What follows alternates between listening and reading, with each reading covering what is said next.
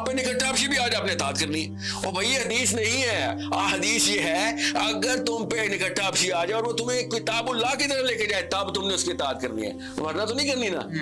तो ये किताबुल्लाह की तरफ जाना है, फलस्तीन ना जाना। कतर में 6 बंदे मरे तो पहुंच गए सारे, फलस्तीन में 60,000 मर गए, किसी को कोई जू नहीं देंगी। सोचे जी जी, किसने जू रिंग कान पे जू रिंग रही थी? उलमा काउंसिल बुलाई की तरफ से। जब 7 अक्टूबर को हमला हुआ है, 9 अक्टूबर को 11 अक्टूबर को उलमा काउंसिल यहाँ पाकिस्तान में हुए, 2 हुई हैं बात। दोनों ने कहा आली मकाम हमारा दीन इजाजत देता है, आप जो मर्जी ना करें, करे ना करें। अच्छा मुझे बताएं, ये क्यों मैं कह रहा हूँ आपसे, मुझे इसके लिए मुझे मुफ्ती होने की जरूरत है भट्टी साहब। यही रुकिएगा। फलस्तीन पर इसराइल का अटैक होता है, जाहिर है इसको कोई भी इंसान जो है वो इस नस्ल कुशी, इस वहशत, इस बर्बरियत के, कोई भी इंसान किसी भी मजहब का, और ये साबित हुआ है पूरी दुनिया में लोग निकले जी जी सर, और वो उन्होंने इसकी मजम्मत की है। मुझे बताएं हम क्या करते? मैं और आप या पाकिस्तान? पाकिस्तान सर जिस तरीके से सऊदी अरब के साथ बैठ के उसने हाथ जोड़ा है ना अभी, क्योंकि सिर्फ मोहम्मद बिन सलमान की कुर्सी हल्की सी हिली थी। सर मैं फलस्तीन की बात, हाँ, आर्मी इंटरवेंशन करते और क्या करते, जंगी मशकें करता पाकिस्तान उर्दन जाके। अच्छा, यानी हम इधर से जहाज उड़ाते?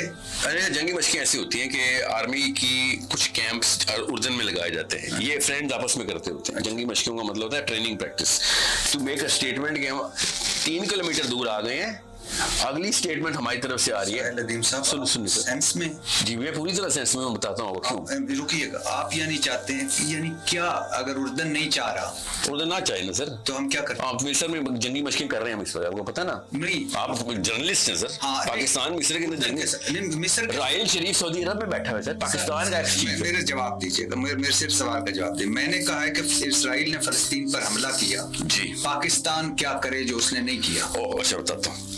पाकिस्तान अमेरिका को बताया कि हमारी आवाम ने हम पे प्रेशर डाला हुआ है डेमोक्रेटिक, कि हमने अपने मिसाइल और जहाज इसराइल में 1 वे मिशन में भेज देने हैं।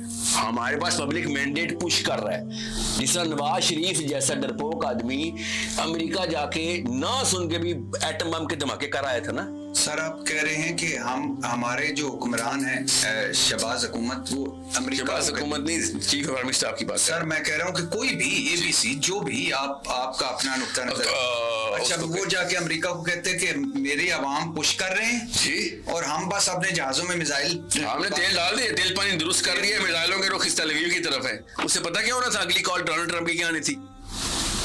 आपको पता है ना क्या कॉल आनी थी कि या तो तुम ये बाद आ जाओ या फिर जंग के लिए तैयार हो जाओ। पता ना आपको, यही कॉल आनी थी ना, 2 ही सिनेरियो होगा ना, ये बाज आ जाओ या तैयार हो जाओ। आप ये इस बाकायदा होश आवाज में ये कह रहे हैं आपको, हमें अमेरिका, आपकी होश का कौन सी हिस्सा है जो इस चीज को कबूल नहीं कर रही? सर आप कितनी आबादी है आपकी?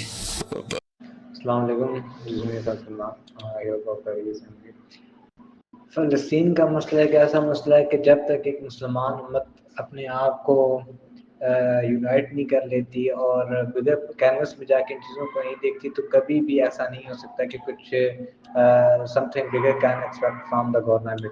हम क्या कहते हैं कि हम धरना दे लेते हैं, हम जो है वो प्रोटेस्ट कर लेते हैं, तो हम कहते हैं कि हमने फ़लस्तीन के लिए बहुत बड़ा काम कर दिया, या फिर इंडिविजुअल लेवल पे देखा जाए हम कहते हैं कि हमने अगर आंसू बहा दिए हैं या फिर दुआ करें फ़लस्तीन के लिए, हमारा पार्ट प्ले, तो ऐसे बिल्कुल भी नहीं है। फिर तो ने हमसे सवाल करना है, वी विल बी क्वेश्चन कि आप जब इतने मेजर लेवल पे आप इतनी एक इकॉनमी थी, इतने बड़े आपको अल्लाह सुब्हानहू व तआला ने सुपर पावर बनाया था, फिर आपने क्या किया? पूरी दुनिया के अंदर इतने मुसलमान हैं, पूरी दुनिया के अंदर इतने इस्लामिक ममालिक हैं, उन सब ने यही रट लगाई हुई है कि हम जो है वो मेजर लेवल पे जाके चीज़ों को परफॉर्मेंस दे रहे हैं, हम जो है वो बॉयकॉट करते हैं। ऑफ कोर्स ये चीज़ें मैटर करती हैं, मगर जो सबसे प्राइम लेवल पे चीज़ है वो ये है कि प्रेशर पॉइंट क्रिएट करना, और प्रेशर पॉइंट सिर्फ और सिर्फ तभी क्रिएट हो सकता है जब आप अपनी गवर्नमेंट को गलत से पकड़ते हो, जब उनको गरमाल से पकड़ते हो कि हमने फ़लस्तीन के अंदर अपनी आर्मी भेजनी ही भेजनी है। जब इस तरह के पॉलिटिकल हार्ड स्टांस लिए जाते हैं, जब इस तरह के नो-गो एरिया पे ऊपर हिट किया जाता है, तो फिर कोई भी गवर्नमेंट जो है वो खुद को अपना इक़्तिदार संभालने के लिए किसी लेवल पे भी जा सकती है, किसी लेवल पे भी वो एक्टिविटीज़ परफॉर्म कर सकते हैं। फिर वो ये नहीं देखते हैं कि हमारे ऊपर जो है वो अमेरिका बैठा हुआ है, या हमने अमेरिका की बाउंड्रीज को क्रॉस नहीं करना, या दैट एंड दिस, जो भी जो हमारे मामला चल रहे होते हैं। सो इन शॉर्ट ये है कि जब आप उलमा इकराम को देख लें और ऐसे लोग जिनका इन्फ्लुएंस बहुत ज़्यादा है, अगर वो इस चीज़ को पॉन्डर करें और उनके अंदर अल्लाह उनको हदायत दे, वो इस चीज़ को पार्लियामेंट में और उस लेवल पे लेके जाएं जहाँ पे इन चीज़ों का असर रसूख होता है। अदरवाइज़ क्या होता है कि